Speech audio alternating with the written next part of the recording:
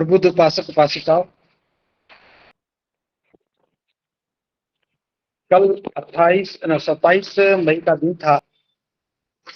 माता रमा का परिनिर्वाण दिवस था।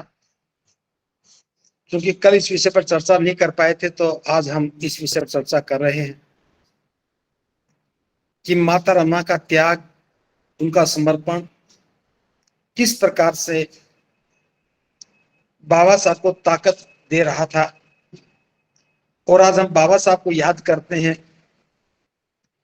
और बाबा साहब के काम का मूल्यांकन करते हैं, तब हमारा दायित्व बनता है कि हम माता रमा को भी देखें कि किस प्रकार से उनके त्याग, परिश्रम और साहस ने बाबा साहब को शक्ति दी, जिस वजह से बाबा साहब इतना बड़ा काम कर पाए। भारतीय परिवेश में एक सबसे बड़ी विडंबना यह है कि जब भी हम किसी महापुरुष के काम का मूल्यांकन करते हैं, उनके जीवन पर चर्चा करते हैं, उनके कार्यों पर चर्चा करते हैं, तब अक्सर उनके साथ चलने वाली उनकी जीवन संगिनी और उनके परिवार के योगदान को नजरअंदाज कर देते हैं। बाबा साहब के दुनिया से जाने के बाद मैं समझता हूं कि 60 वर्षों तक हमने रमा को बुलाए रखा। एक पात्र के रूप में रमा पर कभी चर्चा नहीं हुई। किसी एक दो लेखक ने रमा पे के जीवन पर थोड़ा सा प्रकाश डालने की कोशिश तो की, लेकिन वक्ताओं, पाठकों और श्रोताओं की इसमें कभी रुचि नहीं बन पाई कि जो रमा के बारे में सोच सकें, माता रमा के योगदान को समझ सकें। क्योंकि कोई भी महापुरुष जब कोई काम करता है, भले उनका अपना विजन रहता है, उनकी अपनी सोच रहती है, उनका संघर्ष रहता है, उस संघर्ष के पीछे भी एक प्रेरणा रहती है। उस संघर्ष के पीछे भी उनकी जीवन संगिनी खड़ी होती है। जितना संघर्ष व्यक्ति और पुरुष करते हैं, उसी अनुपात में उनकी जीवन संगिनी का भी योगदान रहता है। तो आज इसी विषय पर मैं थोड़ा सा प्रकाश डालने की कोशिश कर रहा हूं कि माता रमा और उनका व्यक्तित्व कितना प्रभावित करने वाला था। इसमें कोई संदेह नहीं कि रमा का जीवन बचपन से ही बड़ा कष्टकारी रहा। पहले मां का दुनिया से चले जाना, फिर पिता का साया सिर से उठ जाना, और ये सब घटनाएं 5 से 7 वर्ष की उम्र में हो गई। जिस बच्चे के जीवन में 5 से 7 वर्ष का जीवन ही एक ऐसा जीवन बन जाए जहां ना तो मां हो और ना पिता हो, तो हम कल्पना कर सकते हैं कि बचपन का स्वरूप कैसा होगा। 9 वर्ष की उम्र में ही रमा की शादी हो गई और घर में एक नए दायित्व को संभाला। बचपन में ही जिम्मेदारियों का बोझ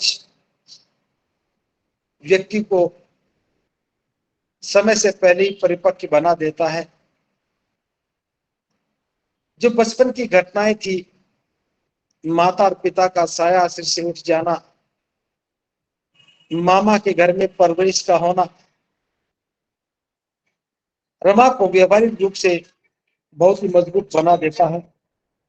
और उस अवस्था में रमा का घर में प्रवेश एक पारिवारिक जीवन रमा बाखूबी से निभाने लगती है। शुरू की मैं कोई बात नहीं कर रहा हूं, जहां से रमा का संघर्ष शुरू होता मैं वहीं से बात कर रहा हूं। बाबा साहब डॉक्टर अंबेडकर जब बीए पास कर लेते हैं, उस समय उनकी पहचान भीमराव अंबेडकर के रूप में थी। बड़ौदा के महाराज ने छात्रवृत्ति दी और उन्हें विदेश पढ़ने का अवसर मिला।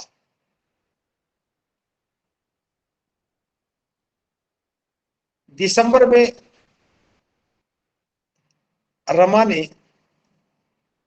रमा की कोख से यशवंत का जन्म हुआ। अप्रैल के महीने में छात्रवृत्ति स्वीकृत हुई। जून के महीने में डॉक्टर भीमराव अंबेडकर ने अमेरिका में जाकर पढ़ाई करने के लिए प्रस्थान किया। 21 जुलाई का वो दिन था जब बाबा साहब डॉक्टर अंबेडकर कोलंबिया में प्रवेश करते हैं, कोलंबिया विश्वविद्यालय में प्रवेश करते हैं। यहाँ एक्चुअल में वास्तव में यहाँ से जीवन का संघर्ष शुरू होता है। डॉक्टर अंबेडकर को तो छात्रवृत्ति मिली थी, लेकिन वो छात्रवृत्ति इतनी नहीं थी कि विदेश में रहकर के पढ़ाई पूरी की जा सके। कोई भी छात्रवृत्ति अपने आप में पूर्ण नहीं होती। 25 रुपया महीना छात्रवृत्ति निर्धारित की गई थी। पहले 2 वर्ष के लिए थी, फिर 3 वर्ष के लिए हो गई।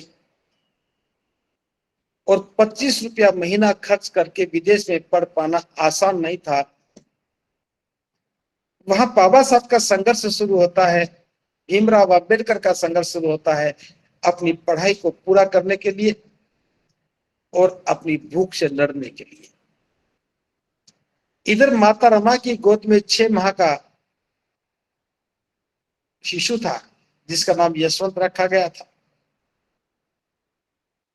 भीमराव अंबेडकर ने जब भारत छोड़ा तो उस समय यशवंत की उम्र मात्र 6 वर्ष की थी। परिवार में और भी सदस्य थे, उन सबको संभालने का दायित्व भी रमा का था। आजीविका का कोई साधन नहीं था।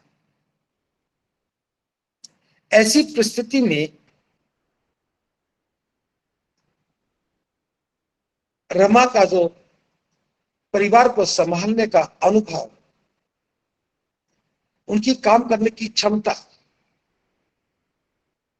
उनके व्यक्तित्व में एक बहुत प्रभावकारी परिवर्तन लेकर के आती है। क्योंकि घर में कोई और नहीं था, सारा दायित्व रमा का था। बेटे की परवरिश, घर में बुआ भी रहती थी और संयुक्त ही परिवार था। उस सब में रमा का परिवार को पालने का जो दायित्व था, उसके लिए रमा ने संघर्ष किया। 13 में बाबा साहब अमेरिका गए और 17 में लौट करके आए। ये 4 वर्ष तक का जो संघर्ष था, इसने रमा को बहुत ही मजबूत बना दिया था। रमा के मन में एक उम्मीद थी कि साहब जब लौट करके आएंगे तो उनके जीवन की सभी तकलीफें दूर हो जाएंगी और वह भी सुख का जीवन जिएगी।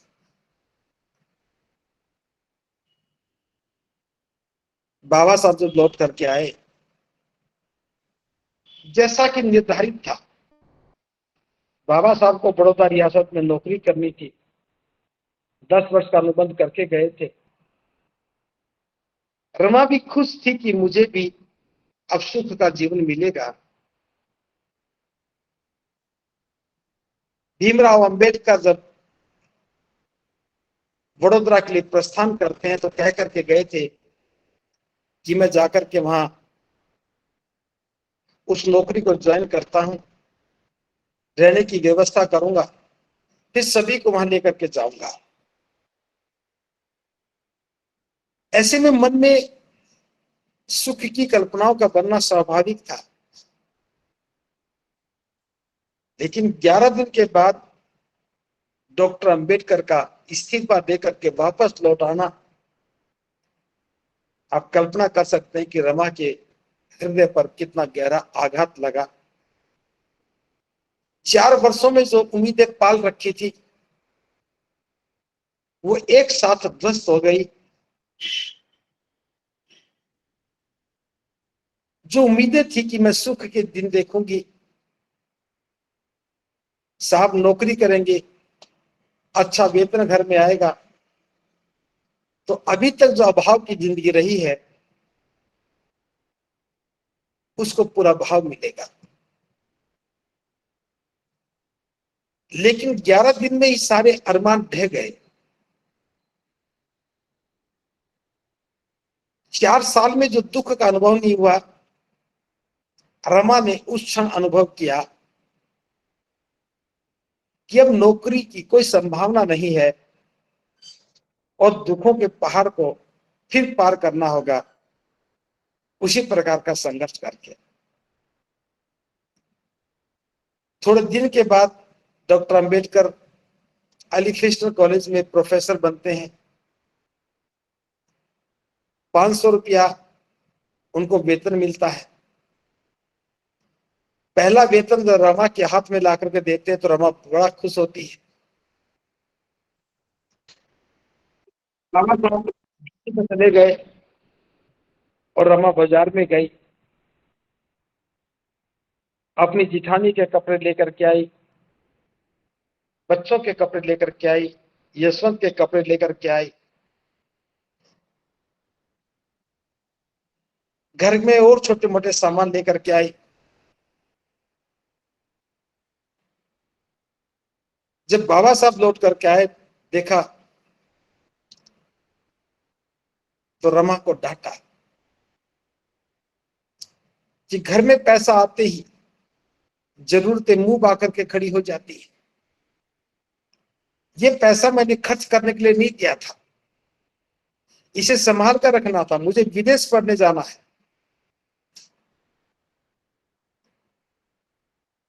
इसलिए बाबा साहब ने तय कर दिया कि केवल 50 रुपए में ही घर का काम चलाना है। एक बार फिर उम्मीदें एक सीमित दायरे में संकुचित हो गई। पैसा तो आ रहा है लेकिन खर्च नहीं करना है। लक्ष्य बाबा साहब का है और त्याग रमा कर रही है। विदेश पढ़ाई करने डॉक्टर अंबेडकर को जाना था और अपनी इच्छाओं का दमन रमा कर रही थी। यद्यपि अनपढ़ थी तो भी पैसे का हिसाब रखना, उसको ठीक से व्यय करना उसने बाखूबी जान लिया था। 1.5 रुपए के हिसाब से 30 पुड़िया बनाती और हर रोज एक ही पुड़िया खर्च करना होता था। 5 रुपया जो बचता था उसे अपने पल्लू में बांध लेती थी। कभी घर में आकस्मिक खर्च होगा तो इसको खर्च करूंगी। एक बार बाबा साहब ने कहा था कि केवल 50 रुपए में घर चलाना है और रमा ने उस 50 रुपए में से भी 5 रुपया बचा करके 45 रुपए में ही घर चलाने की जिम्मेदारी ले ली। अगर हम थोड़ा सा एक सामान्य गृहिणी से तुलना करके देखें तो बड़ा एहसास हो जाता है कि घर में आमदनी 500 रुपए की हो और घर का खर्च मात्र 50 रुपया दिया जाता हो तो घर में कलह के अलावा और क्या मिल सकता है। लेकिन रमा ने कितना किफायती काम किया, अपनी इच्छाओं का भले ही दमन किया लेकिन साहब की पढ़ाई में बाधा ना आए इसलिए उफ तक नहीं किया। घर में अगर कोई संकट आता है तो उसके लिए भी 5 रुपए का जो बचा कर रखने का प्रबंध था वो बड़ा अद्भुत रहा। एक बार की घटना है कि बाबा साहब एक कबाड़ी की दुकान पर चले गए और वहां से इंग्लैंड के अर्थशास्त्र का एक संग्रह, एक बड़ा वॉल्यूम बाबा साहब को सस्ते में मिला और खरीद लाए। किताबें के ढेर को देखा तो रमा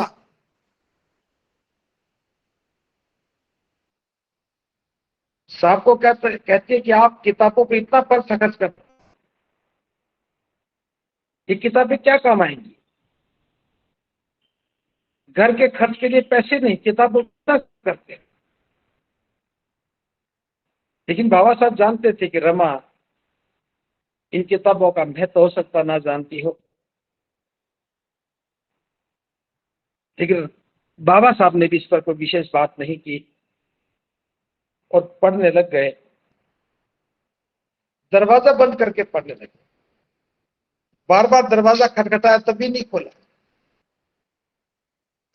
एक बार दरवाजा खोला तो डांट दिया, मत करो जब तक मैं ग्रंथ का पहला भाग पूरा नहीं पढ़ लूंगा, मैं दरवाजा खोलूंगा, खाना भी नहीं खाऊंगा।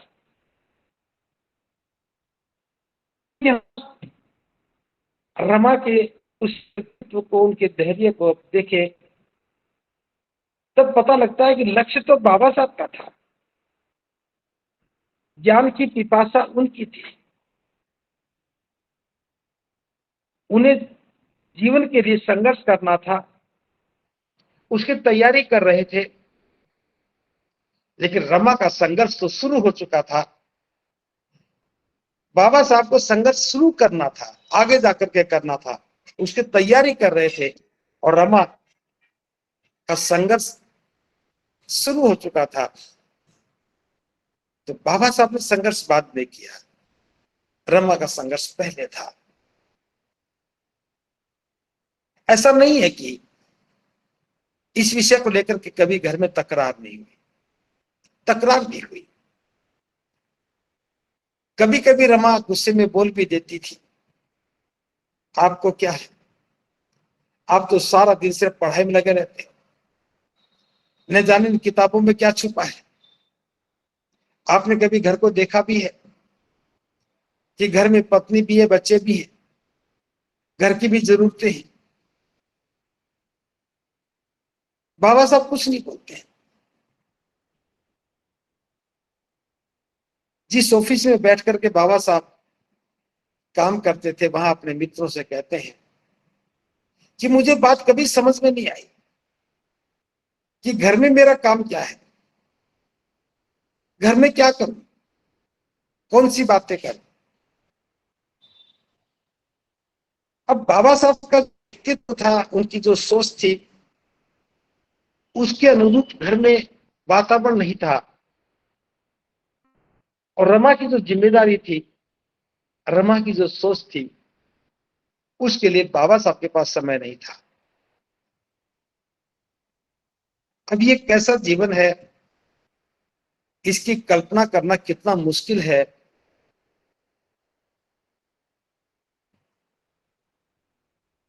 कि जीवन के दो पात्र, दोनों जीवन साथी, एक के जीवन का लक्ष्य बहुत ऊंचा है, उच्च पराकाष्ठा का है, ज्ञान की उच्चतम पराकाष्ठा पे है, और एक जिसने कभी स्कूल की दलीज पे कदम भी नहीं रखा, उस महान लक्ष्य के साथ अपने दायित्व को निभाने का प्रयास है। भले ही रमा नहीं जानती थी कि पुस्तकों में क्या लिखा है, लेकिन वो ये जानती थी कि साहब जो कर रहे हैं उस काम के पीछे लक्ष्य बड़ा है, और लक्ष्य बड़ा है तो उस बड़े लक्ष्य में मैं कोई रुकावट ना बन जाऊं, उस बड़े लक्ष्य में मैं किसी प्रकार की बाधा ना बनूं। केवल इस विचार के साथ रमा का जो व्यक्तित्व निर्मित हुआ, वो किसी भी समझदार पढ़ी लिखी महिला के व्यक्तित्व से 1000 गुना ज्यादा मजबूत व्यक्तित्व दिखता है।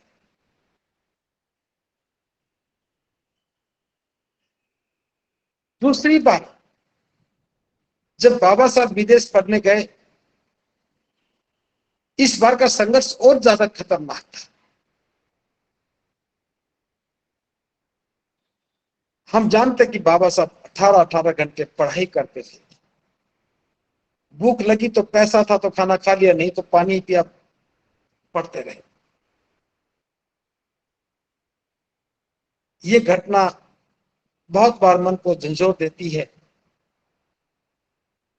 एक बार बाबा साहब किसी कबाड़ी की दुकान पर गए, इंग्लैंड की घटना है। कबाड़ी की दुकान पर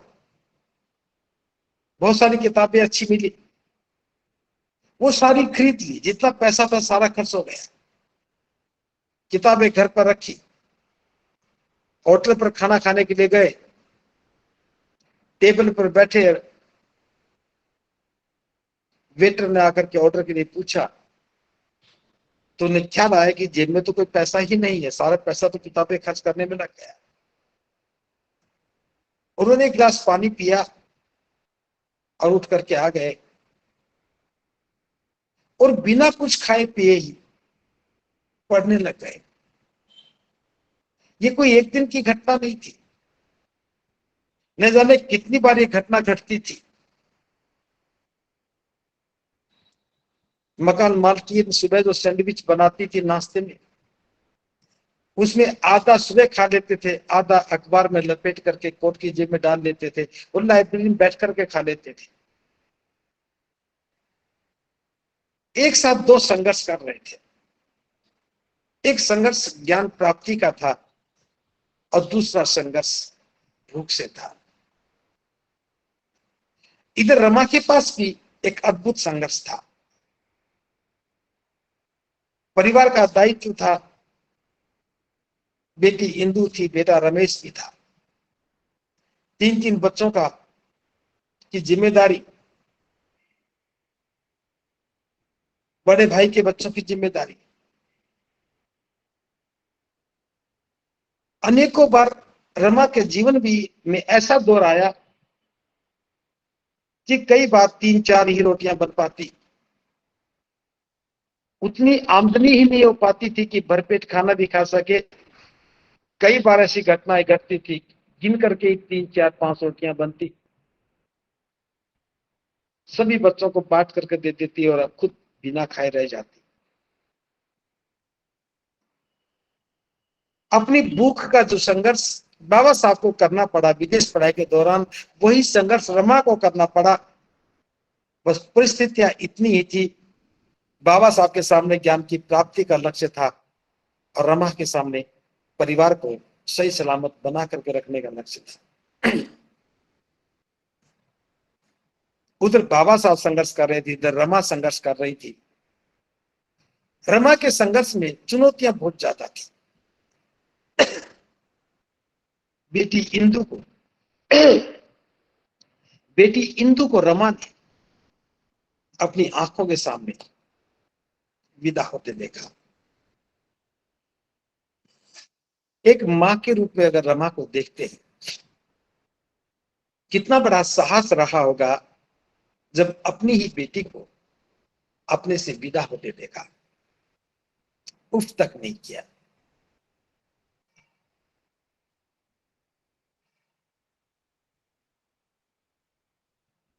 फिर बेटा रमेश बीमार हुआ, बाबा साहब को पत्र लिखा कि बेटा रमेश बीमार है, मैं उसका इलाज भी नहीं करवा पा रही हूं, मुझे डर लगता है कभी मैं रमेश को खो ना दूं, घर में पैसे की कोई व्यवस्था नहीं है। बाबा साहब ने पत्र लिखा कि रामू,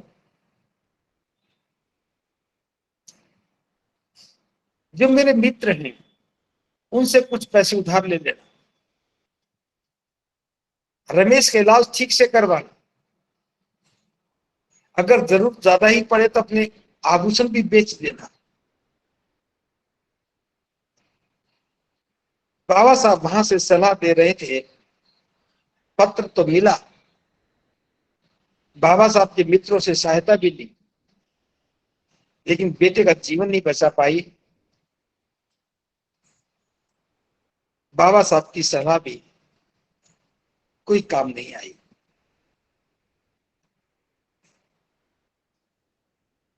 अकेली रमा ने उस दुख को कैसे सहन किया होगा, कैसे समझा होगा,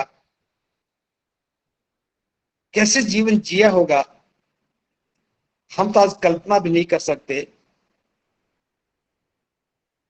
कि साहब को पढ़ाई में कोई बाधा ना आए, उनकी पढ़ाई निर्बाध रूप से पूरी हो जाए और दो दो बच्चों को कुर्बान कर दिया।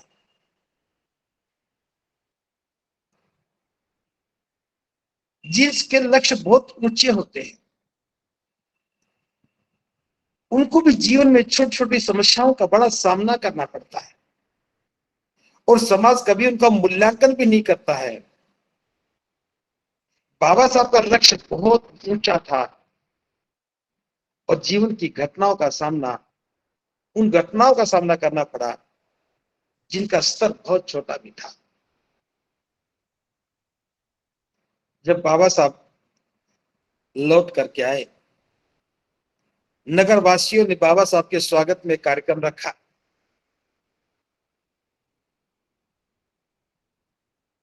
रमा भी चाहती थी कि वह भी उस कार्यक्रम का हिस्सा बने, लेकिन बने कैसे? उसके पास तो वस्त्र भी अच्छे नहीं थे। इन 3-4 वर्षों में सारे कपड़े भी पुराने और घिस चुके थे। पति महाविद्वान,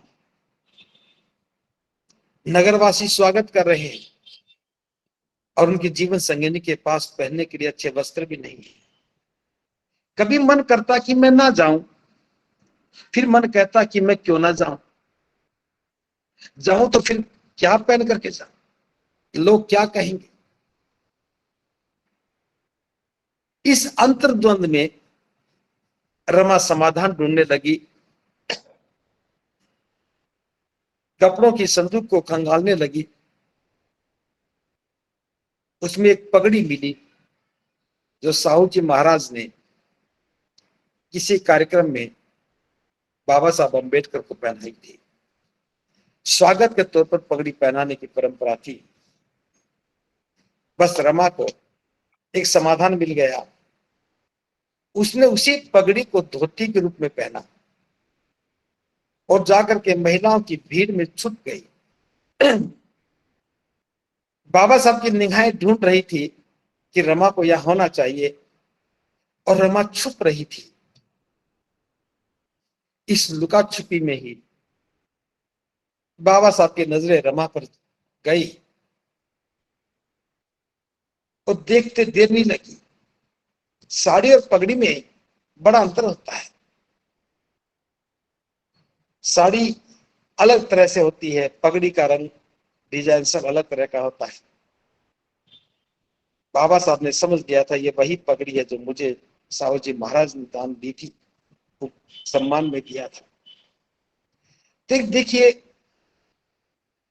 रमा छुपना भी चाहती है और रमा शामिल भी होना चाहती है, लेकिन परिस्थितियां, मनोबल इतना ऊंचा नहीं बन सका कि पुराने घिसे हुए कपड़ों को पहन करके मैं कैसे जाऊं।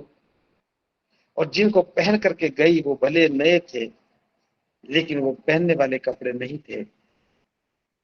मनोबल के साथ भी किस प्रकार से द्वंद्व चलता रहा और इस सब में फिर एक उम्मीद जगी कि अब तो साहब आ गए हैं और जीवन सुंदर हो जाएगा। मैं इस जीवन की छोटी छोटी घटनाओं का इसलिए विश्लेषण कर रहा हूं ताकि हम सब लोग समझ सकें कि जीवन और जीवन के लक्ष्यों के बीच में पूरे परिवार को सेक्रीफाइस करना होता है।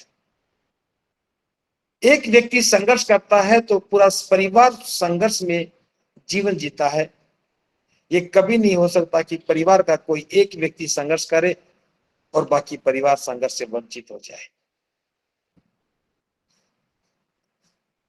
जब बाबा साहब दोबारा अमेरिका से वापस आ गए थे तो बड़ौदा के महाराज ने डिस्ट्रिक्ट मजिस्ट्रेट की नौकरी दी। रमा के सामने जब बाबा साहब ने चिट्ठी को पढ़ा तो लिखा था कि आपको डिस्ट्रिक्ट मजिस्ट्रेट बनाया जाता है। रमा खुश हुई, एक ही पल में फिर दोबारा अरमान आसमान को छूने लगे। कल्पनाओं की उड़ान बहुत लंबी हो गई कि अब साहब डिस्ट्रिक्ट मजिस्ट्रेट बनेंगे, फिर दोबारा हसरतें पूरी होंगी। लेकिन खुशी की कल्पनाएं भले ही कुछ देर की थी, अगले ही पल फिर ध्वस्त हो गई। पिछली बार तो कम से कम 11-12 दिन तक उस एहसास में जीने का अवसर मिला जब जीवन बदलेगा, और ये कल्पना तो कुछ क्षण की थी कि बाबा साहब ने मास्टर कृष्ण केलुस्कर को जो पत्र लेकर के आए थे, लौट आते हुए कहा कि बड़ौदा के महाराज को धन्यवाद देना, मैं इस नौकरी को स्वीकार नहीं करूंगा। नौकरी मेरे लिए फांसी का फंदा है, अगर मैं गले में डालूंगा तो जो संकल्प मैंने लिया है पूरा नहीं कर पाऊंगा। ये बाबा साहब के मुख से निकले उद्गार थे, और रमा को समझ में आ गया था कि यहां मन की कल्पनाओं की कोई उड़ान नहीं है, या सुख की चाहत में किसी कल्पना का कोई स्थान नहीं है। यहाँ तो बस लक्ष्य है, और लक्ष्य के प्रति समर्पण है, और उस समर्पण में बस अपनी आहुति देनी है। योजना बाबा साहब की, लक्ष्य बाबा साहब का था, और त्याग की जिम्मेदारी रमा की थी। बाबा साहब ने नौकरी को नकार दिया तो रमा ने भी जीवन की सुख की कल्पनाओं को सदा के लिए त्याग दिया।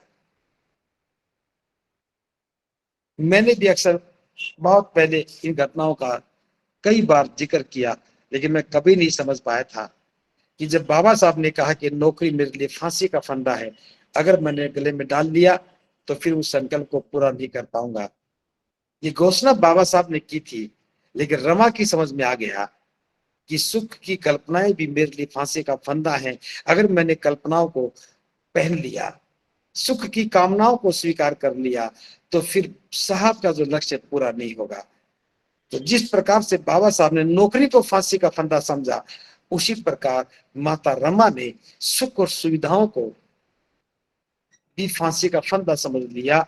अगर मैं सुख और सुविधाओं की कल्पनाओं को जन्म दूंगी, उनके लिए सोचने लगूंगी, तो फिर साहब का लक्ष्य कभी पूरा नहीं होगा।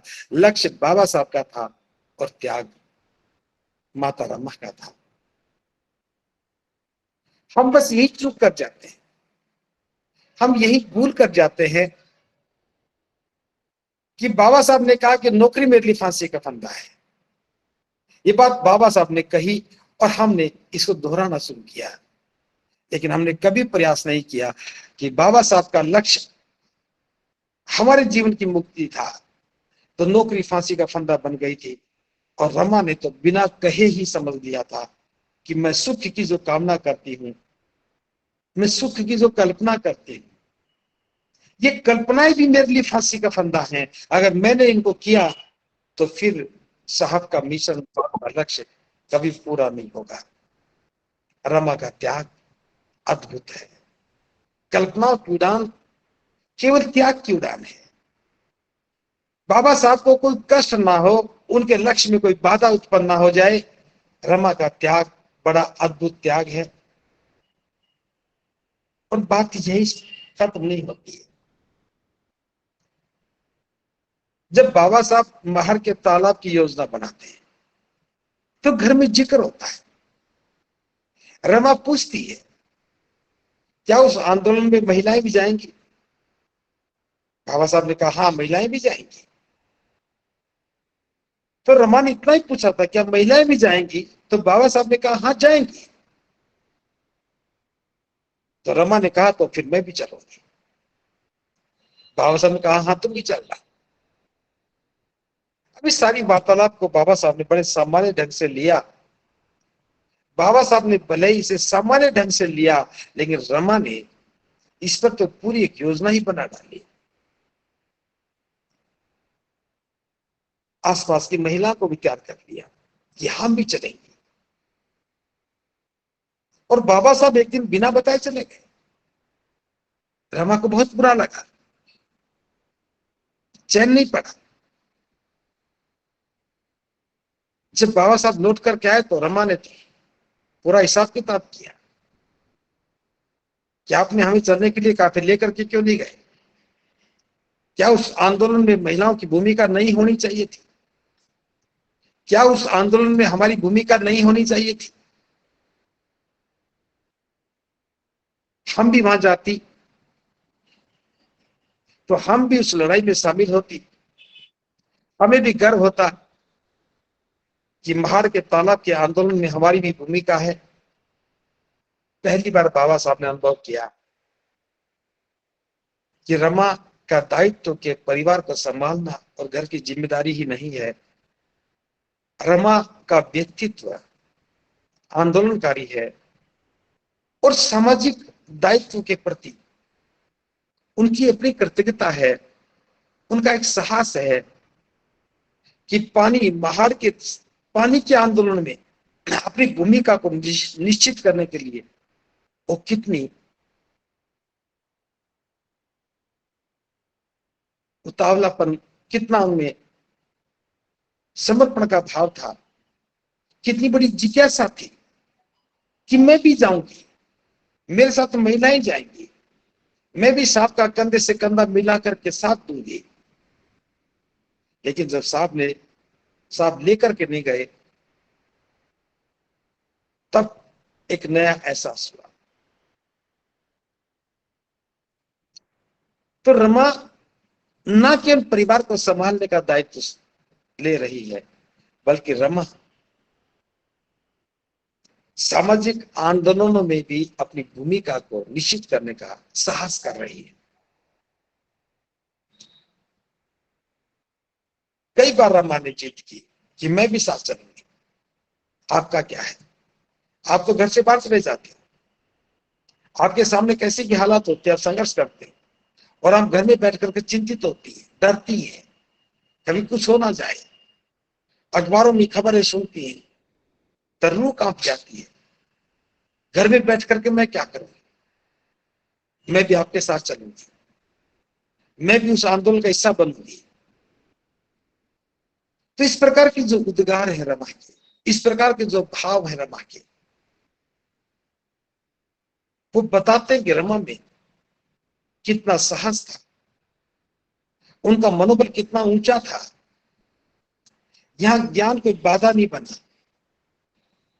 भले स्कूल में पढ़ने का मौका नहीं मिला, लेकिन बाबा साहब के साथ रहने से जो अनुभव से जिया, जो अनुभव से सीखा, वो बहुत अद्भुत है।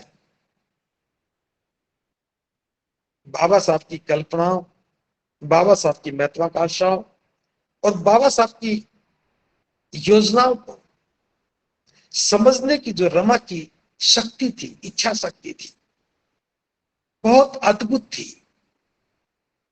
कभी भी बाबा साहब को समझाना नहीं पड़ा कि रमा तुम्हारी ये जिम्मेदारी है, मैं जिस काम को कर रहा हूं इस काम का ये अभिप्राय है और परिवार के प्रति तुम्हारी ये जिम्मेदारी है। तो बाबा साहब ने कभी समझाया नहीं, लेकिन रमा ने बिना समझाए घर की जिम्मेदारी को तो बाप कभी समझ ही लिया था। लेकिन सामाजिक आंदोलनों में भी उसकी क्या भूमिका हो सकती है, ये बिना बताए, बिना समझाए रमा ने न केवल समझा, बल्कि अपनी भूमिका को निभाने का जो दायित्व लिया, वो बहुत अद्भुत है। प्रबुद्ध उपासक उपासिकाओं, आज मैं अपनी बात को यही विराम देता हूं, समय सीमा को ध्यान में रखते हुए कल फिर इस विषय पर और चर्चा करूंगा, क्योंकि रमा का व्यक्तित्व इतना ही नहीं है, इससे कहीं बहुत दूर है, और थोड़े से शब्दों में रमा के व्यक्तित्व को समझाया भी नहीं जा सकता। तो मैंने जीवन की कुछ घटनाओं को ही लेकर के आज चर्चा की है, शेष बातों पर कल मैं चर्चा करूंगा। इन्हीं शब्दों के साथ आपने मेरी बात को बड़े ध्यान से सुना। आप सबका मन, सबका